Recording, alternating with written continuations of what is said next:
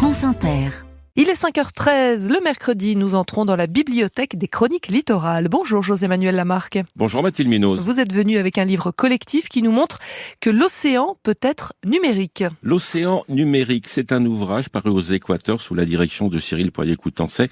Qui l'eût cru que l'océan soit numérique ou va devenir numérique. C'est la raison pour laquelle aujourd'hui, un des auteurs, François Marchessault, qui a écrit L'océan, un espace de données stratégique, François Marchessault est avec nous. On commence par l'océan pour comprendre cette numérisation de l'océan. L'océan, c'est quoi? C'est la vie, l'environnement, la sécurité, l'économie? C'est tout ça. L'économie, puisqu'évidemment ce sont les voies de navigation qu'il faut préserver. 95% du transport mondial est fait par voie de mer. Tout à fait. Donc c'est aussi la sécurité de ces transports, l'accessibilité de ces transports. C'est l'économie aussi parce qu'il y a des ressources rares dans les océans. On a des métaux comme le nickel, le manganèse, dont les stocks en fait sont essentiellement dans les océans. C'est l'environnement bien sûr. Changement climatique, les courants marins, les volcans sous-marins. L'océan en fait capte 50% du gaz carbonique que l'on produit. Il produit 30% de l'oxygène que l'on respire. Si je comprends bien François Marchessault, cet océan qu'on connaît mal, parce qu'on connaît 9% de la vie dans l'océan, on va dire de la biomasse, il faut le numériser ou la numérisation va permettre de mieux le connaître.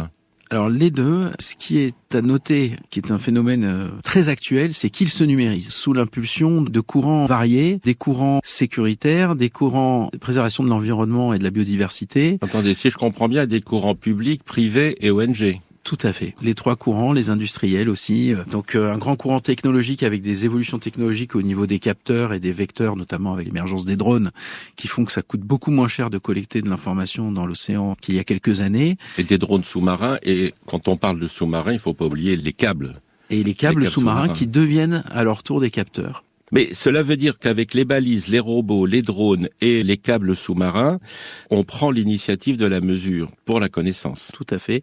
Et ce sont des initiatives qui sont mondiales. Il y a une grande initiative qui est japonaise. Il y a une grosse initiative américaine. Et en Europe, on a une société qui s'appelle Mercator Océan. Ah, Mercator, à Toulouse. Voilà. Donc ces trois grandes structures, en fait, tirent la création de jumeaux numériques de l'océan. Un jumeau numérique, qu'est-ce que ça veut dire? Alors, un jumeau numérique, c'est une base de données qui recoupe un maximum de données, donc de divers types. Ça peut être de la donnée acoustique, ça peut être de la donnée optique, ça peut être de la donnée gravimétrie, ça peut être de la donnée topologique, évidemment tout ce qui est température, pression.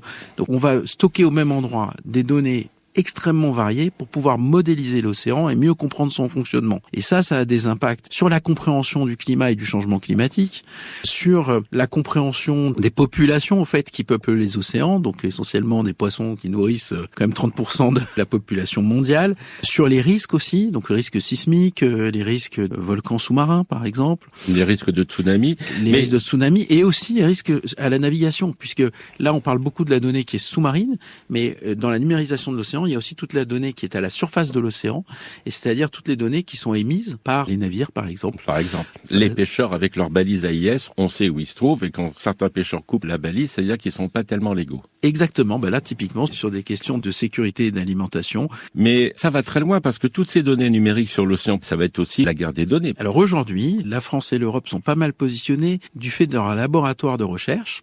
Les laboratoires de recherche partagent dans le cadre de la recherche... Comme l'Ifremer par exemple. Comme l'Ifremer, partagent leurs données sur des espaces de données européens financés par l'Europe. Et en fait, assez curieusement, la France est un des principaux producteurs de données marines sur ces plateformes-là. Qui consulte ces plateformes? Tout le monde. Donc la bataille des données, elle a déjà commencé. Elle a déjà commencé, oui. Avec peut-être une grande naïveté de notre part, je ne sais pas, mais en tout cas une grande générosité. Merci à vous, François Marchessault. Alors, l'océan numérique, sous la direction de Cyril Poirier-Coutancet, est édité aux Équateurs. À demain, Mathilde Munoz. Une bonne journée, José-Manuel Lamarque.